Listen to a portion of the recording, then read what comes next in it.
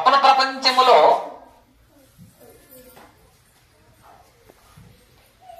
₹1,00,00,000 lottery వచ్చింది. మేలుకుంటానే ఆ ₹1,00,00,000 నీ దగ్గర ఉందా? మరి 2 సమానం అని మీరు అంటున్నారే, అది లేదు ఇది లేదని అంటున్నారే, 2 సత్యం ఎట్లా స్వామి? అది అర్థమైందా? 2 సమానం ఎట్లా స్వామి అని రమణ మహర్షిని అడిగారు. మహర్షి అన్నాడు, మహర్షి, నీవన్నది సరికాదు. కలలో కూడా ఆకలి దప్పులున్నాయి. నిద్రపోక ముందు నీవు సుష్టుగా తిని ప్రొద్దుటికి కూడా దాచిపెట్టుకుని ఉండవచ్చు. కానీ కలలో నీకు ఆకలి అవుతుంది. నీవు దాచిపెట్టుకున్న అన్నం అక్కడ అక్కరకు రాదు. నీ కలలోని ఆకలి కలలోని ఆహారం వల్లనే తీరాలి. స్వప్న కాంక్షలు స్వప్న కల్పితాల వల్లనే తీరుతాయి. అయ్యా నీవనేది సరికాదు. ఎట్లంటే కలలో కూడా ఆకలి దప్పులున్నాయి. నిద్రపోకముందు నువ్వు సుష్టుగా తిన్నావు. తెల్లవారికి కొంచెం చద్దన్నం కూడా పెట్టుకున్నావు. తెల్లవారితో ఈ చద్దన్నం తిన్నామని రైట్. పడుకున్నావు, కల వచ్చింది. కలలో ఆకలి వచ్చింది. ఇంతకు ముందు జనక మహారాజు కథలో కూడా చెప్పుకున్నాం కదా, కలలో ఆకలి వచ్చింది. వాస్తవానికి నువ్వు రాత్రి ఫుల్లుగా తిని పడుకున్నావు కదా, అన్నం మిగిలి కూడా ఉంది కదా తెల్లవారికి. మరి రాత్రి మధ్యలో కలలో ఆకలి వచ్చింది, ఇది నిజమా? అయితే బాగా కడుపు నిండా తిని పడుకున్న వ్యక్తికి ఆకలి ఎలా వచ్చింది? దేనిలో ఆకలి? కలలో ఆకలి. కలలో ఆకలిని కలలో కోరికే తీర్చాలి, అవునా కదా? కలలో వచ్చిన కోరికను కలలోనే తీర్చాలే గాని జాగ్రత్త ప్రపంచం తీర్చదు. అర్థమైందా? కాబట్టి స్వప్న ప్రపంచములో వచ్చినటువంటి కోరికలను స్వప్న ప్రపంచములోనే తీర్చుకోవాలనే కానీ జాగ్రత్త ప్రపంచములో వచ్చినటువంటి ఫలితాలు దాన్ని తృప్తిపరచవు. కాబట్టి స్వప్న ప్రపంచములో కోరిక స్వప్న ప్రపంచమే తీర్చాలి. కలలో వచ్చిన కోరిక కలే తీర్చాలే గాని మేలుకున్న తర్వాత జాగ్రత్త ప్రపంచం తీర్చదు, అది సత్యం కాదు. ఎందుకు? అది వచ్చిన కోరిక స్వప్నంలోనే. కాబట్టి అయ్యా నీ కలలోని ఆ కలలో ఆహారం వల్లనే తీరాలనే గాని మేలుకున్న తర్వాత కోరిక తీరదు. కాబట్టి స్వప్న కాంక్షలు స్వప్న కల్పితాల వల్లనే తీరుతాయి. స్వప్న కోరికలు స్వప్నములో వచ్చిన ఫలితాల వల్లనే తీరాలనే గాని జాగ్రత్త ప్రపంచములో వచ్చిన తర్వాత తీరవు అని భగవాన్ జాగ్రత్తలోనే జరుగుతుంది, స్వప్న ప్రపంచం స్వప్న ప్రపంచంలోనే జరుగుతుంది. ఈ 2 దానికది దీనికి ఇది జరుగుతుంటాయ్యా. అది నీవు సత్యం కాదు. ఆ రెండిటినీ చూస్తున్న నువ్వు సత్యము, కానీ అవి 2 సత్యాలు కావు అన్నటువంటి విషయాన్ని ఆయన మనకు చాలా స్పష్టంగా చెబుతూ మళ్ళా భక్తుడు అడిగాడు, ఏమని? భక్తుడు, జాగ్రత్తలో కలలను జ్ఞప్తికి తెచ్చుకోగలము, కానీ జాగ్రత్తలోనివి కలలో తెలియవు. స్వామి, మాకొక సందేహం.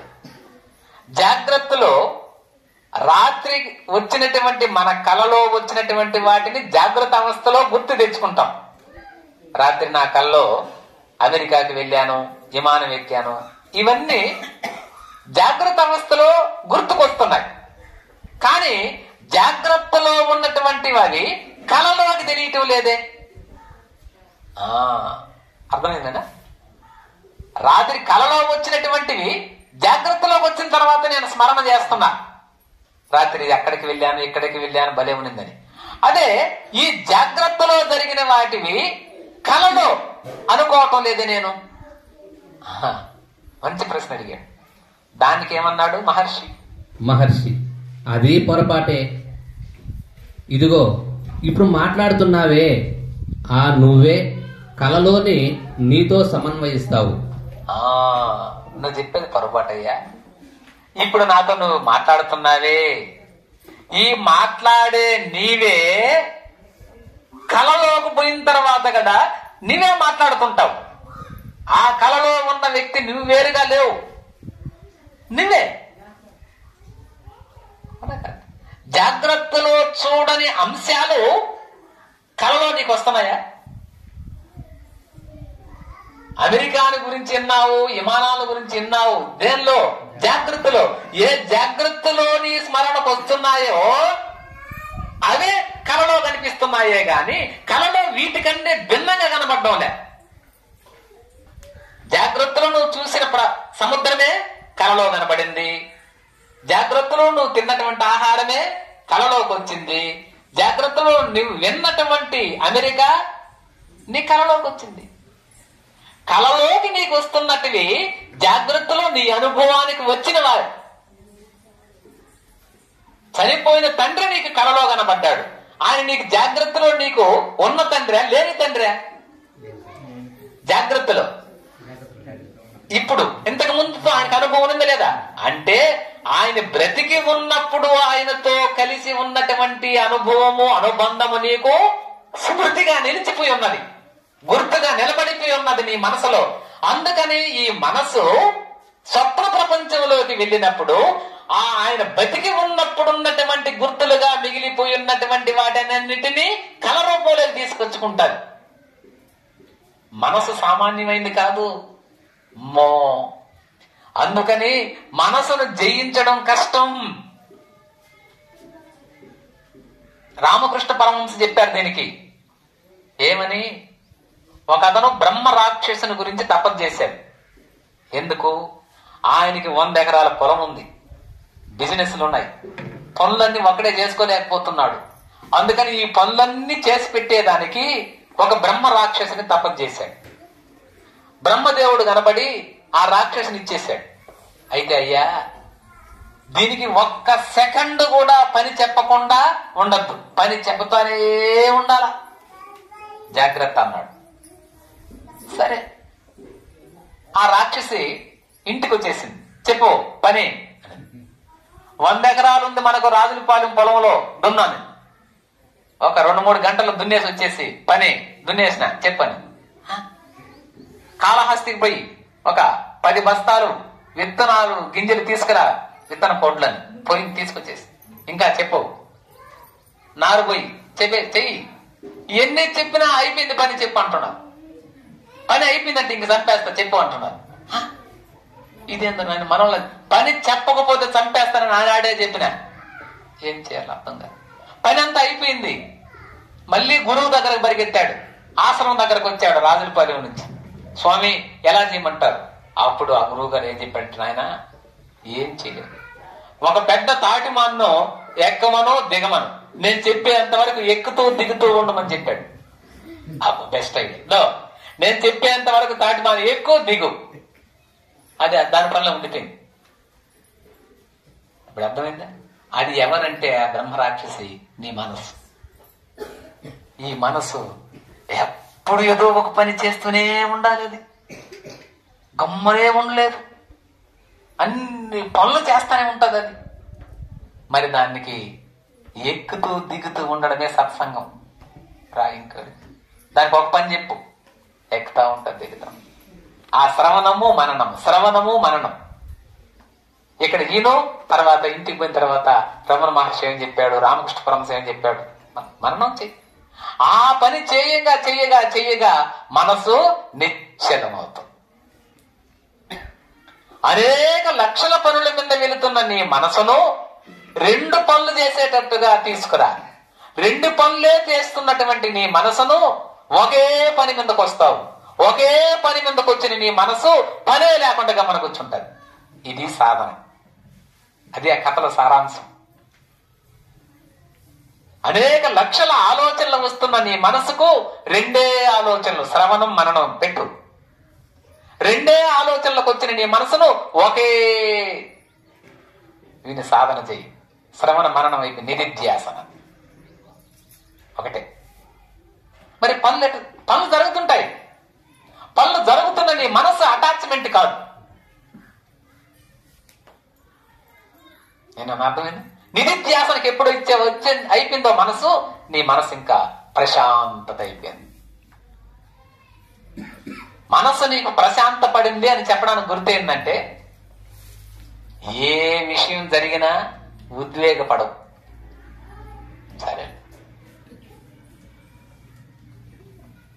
ఏనన్నా మన దగ్గర ఒక వ్యక్తి అప్పు తీసుకున్నాడు, ఇవ్వల, ప్రశాంతతే. ఇవ్వను బోరా అన్నాడు. సరే,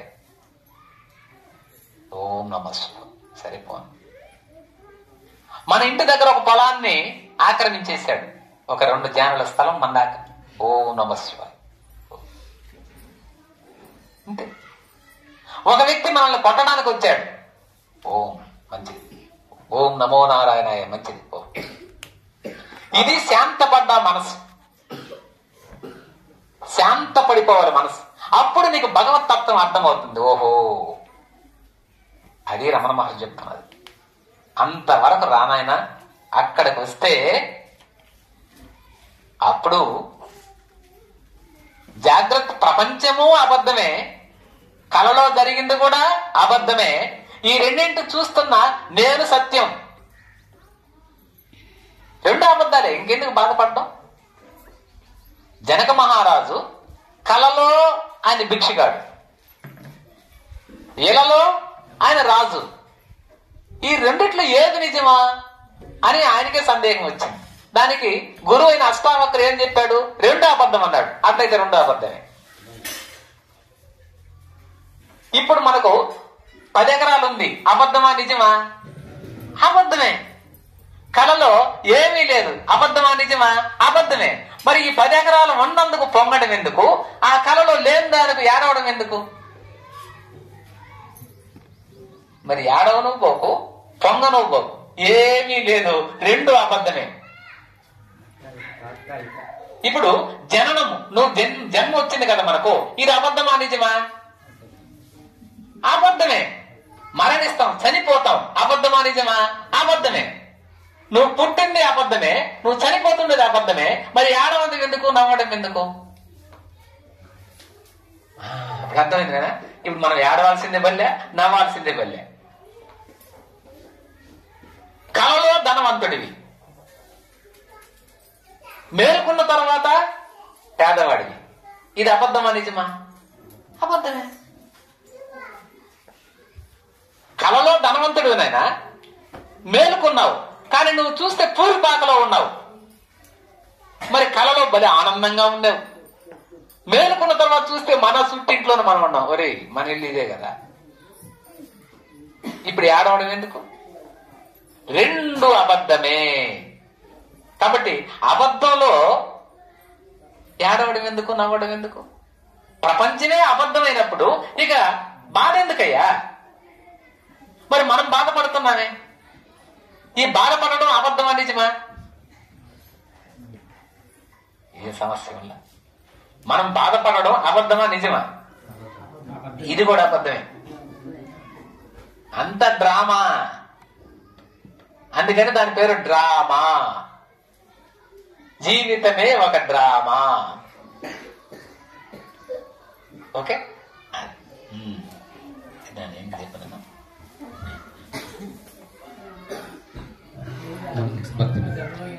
భక్తుల ప్రశ్న ఏంటన్నా? కానీ ఇప్పుడు జాగ్రత్తలో వలె కలలో మేల్కొనడాన్ని, కలలో కనడాన్ని వేరుగా చూడమే. స్వామి, మీరేమో అది ఇది 2 అబద్ధం అంటున్నారు. ఇప్పుడు జాగ్రత్తలో వలె కలలో మేల్కొనడాన్ని, కలలో కనడాన్ని వేరుగా చూడలే. మనం వేరుగా చూడమే. అంటే ఈ జాగ్రత్తను కలలాగా, కలను జాగ్రత్తలాగా వేరుగా కదా చూడాలా. కానీ అలా చూడలేకుండా పోతున్నామేమి అని అడుగుతున్నాడు ఆయన. ఇప్పుడు జాగ్రత్తలో వలె కలలో, జాగ్రత్తలో ఉండేలాగా కలలో, అదే విధంగా మేల్కొనడాన్ని, కలలు కనడాన్ని, మేల్కొనడాన్ని అంటే జాగ్రత్తలోకి రావడాన్ని కలలు కనేలాగా మనం వేరుగా చూడమే. కానీ మామూలుగా మనం వేరుగా చూసినట్టుగానే ఉన్నాం. అది ఎలా అని అడిగాడు. దానికి భగవాన్ చెప్తాడు చూడండి. మహర్షి, కళ జాగ్రత్త సుషుప్తుల కలయిక. అది జాగ్రత్త అవస్థలోని సంస్కారాల ఫలితము. అందుచేతనే మనం కలలను మేల్కొన్న పిదప స్మృతికి తెచ్చుకునే వీలవుతుంది. సంస్కారాలు మరో విధంగా కలుగవు. అందువలనే కళ మెలకువ రెండూ ఒకే మారు మనకు తెలియవు.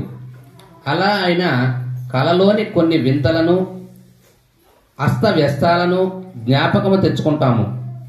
కలగంటున్నానా కాక నిజంగా మేల్కొనే ఉన్నానా అని విస్తుపోవడమూ ఉంది. మనలో మనం తర్కించుకొని చివరకు మనం మేల్కొనే ఉన్నట్టు నిర్ణయిస్తాము. నిజంగా మేలుకొన్న పిదప అదంతా కలయే అని కనుగొంటాము. ఒక్కొక్క పాయింట్ చూడనా, మళ్ళీ ఒకసారి చదివాను. కళ జాగ్రత్త సుషుప్తుల కలయిక. కళ ఏంది? జాగ్రత్త సుషుప్తుల కలయిక, అంతే కదా. జాయింట్లు ఇవన్నీ. జాగ్రత్త అవస్థ,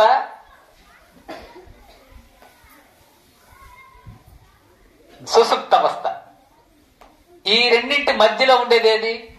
కళ అంటే స్వప్నావస్థ, అంతే కదా. ఈ రెండింటి కలయికే కళ. సుషుప్తి ఏంది?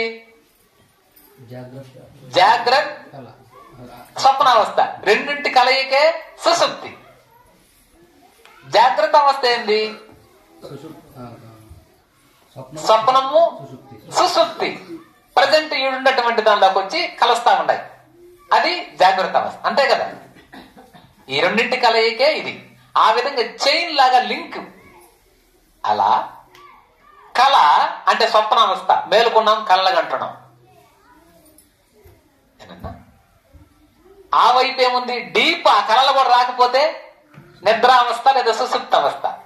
ఈ రెండింటి కలయికే కళ అంటే జాగ్రత్త అవస్థ, సుషుప్త అవస్థ కలయికే కళ.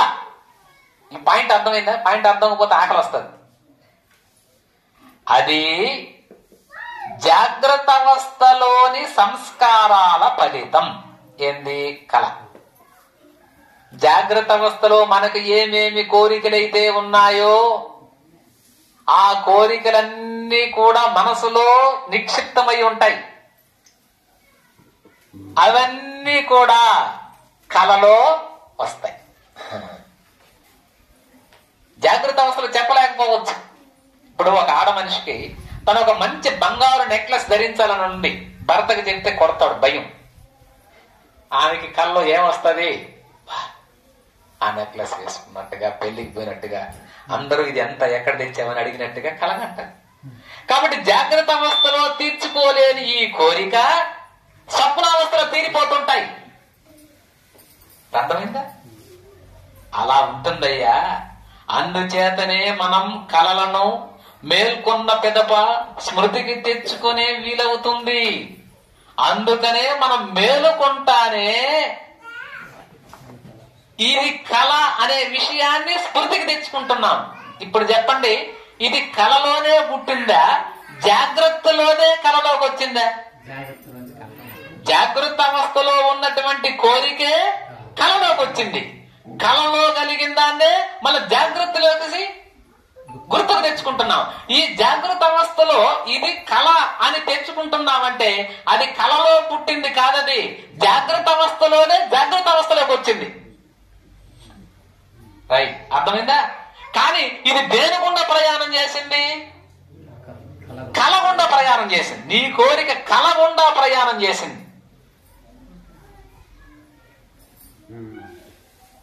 అర్థమైందా?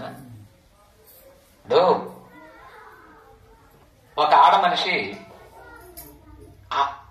ఆమె కట్టుకున్న చీర బాగుంది అని అందంటే భర్త ఏమని అర్థం చేసుకోవాలా? ఆ చీర నాకు తీసి అని అర్థం చేసుకోవాలి. కానీ ఆమె అడగదు. ఇది భర్త అర్థం చేసుకోవాలి. ఆ రకంగా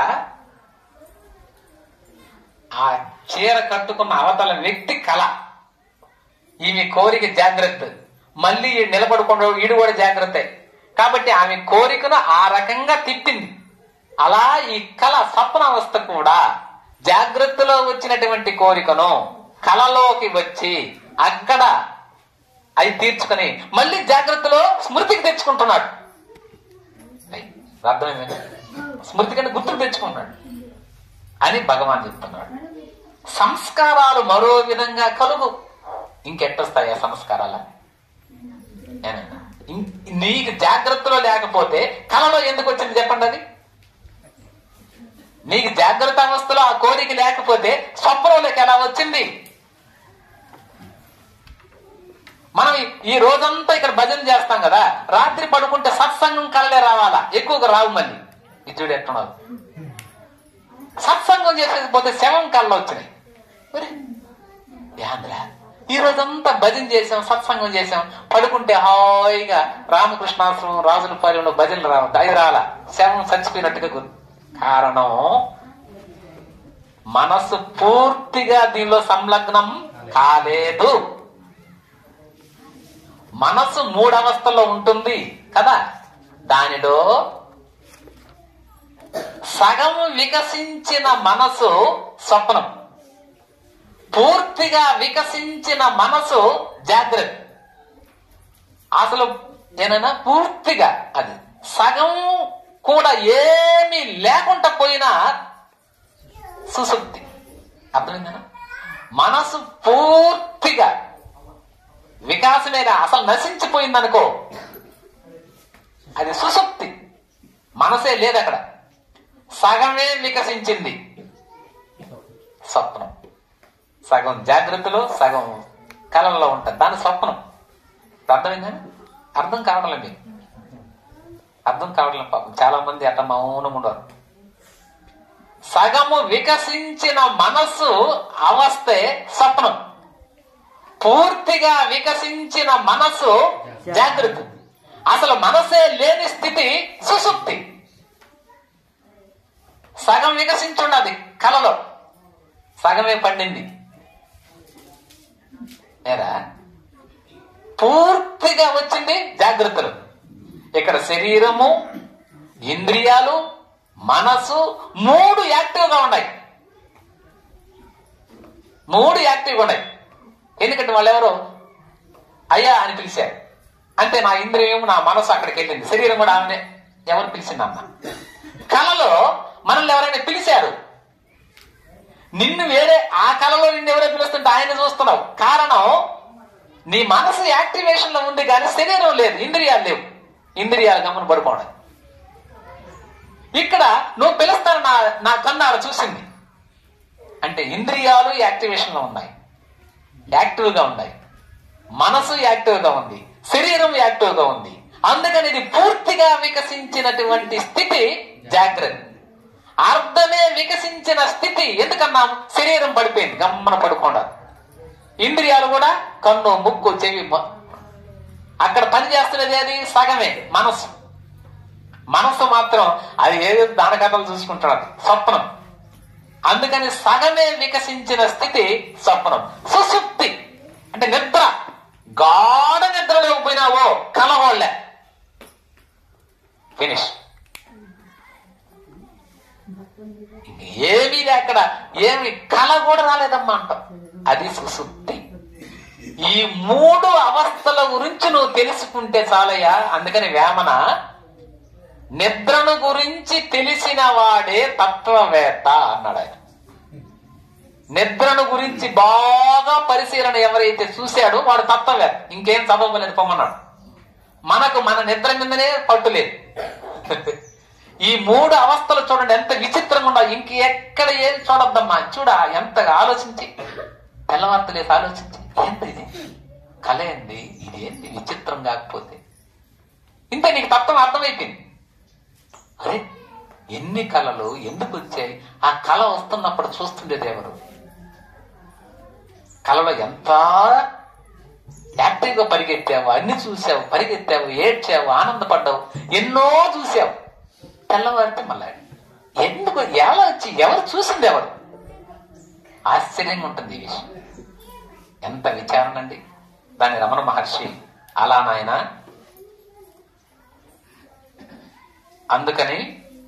అందువల్లనే కళ మెలకువ రెండు ఒకే మారు మనకు తెలియవు.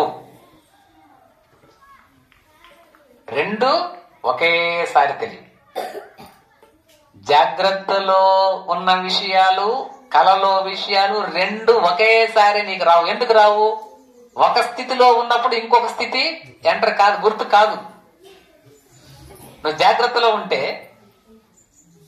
స్వప్నావస్థలో ఉన్నట్ట. ఫర్ ఎగ్జాంపుల్ నేను ధ్యానం చేస్తున్నానని కూర్చున్నా. మీరుండే నాయనా ఏం చేస్తున్నావు అని అడిగారు. నేను ధ్యానం చేస్తున్నా అని అన్నా. ఇప్పుడు నేను ధ్యానం చేస్తున్నట్ట చేయనట్ట? చేయనట్టే. ఒక నిద్రపోతున్నాడు ఆయన, ఈడు పోయి అడిగాడు, అబ్బాయి రే ఏం చేస్తున్నావు? నేను నిద్రపోతా ఉండ అన్నాడు. ఇది నిజమా అబద్ధమా? అబద్ధం. ఎందుకు? వాడు నిద్రపోతే పలకూడదు కదా.